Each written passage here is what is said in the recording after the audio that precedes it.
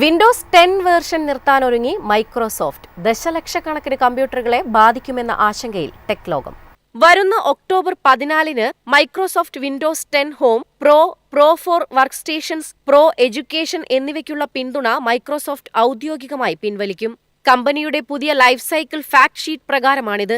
ഈ മാറ്റം ലോകമെമ്പാടും വിൻഡോസ് 10 പ്രവർത്തിക്കുന്ന കമ്പ്യൂട്ടറുകളെ ബാധിക്കും. വിൻഡോസ് 10-ൽ പുതിയ അപ്ഡേറ്റുകളോ സുരക്ഷാ പരിഹാരങ്ങളോ കമ്പനി സ്വീകരിക്കുകയില്ല. നിങ്ങളുടെ സിസ്റ്റം റിസ്ക് സോണിലായിരിക്കുമെന്നാണ് ഇതിനർത്ഥം. ഇക്കാരണത്താൽ ഹാക്കർമാർക്ക് ഏത് പിഴവുകളും മുതലെടുക്കാനും ഹാക്ക് ചെയ്യാൻ എളുപ്പവുമാകും. അതായത് സിസ്റ്റങ്ങൾ സുരക്ഷാ ഭീഷണികൾ, മാൽവെയർ എന്നിവയ്ക്ക് കൂടുതൽ ഇരയാകുമെന്നാണ്.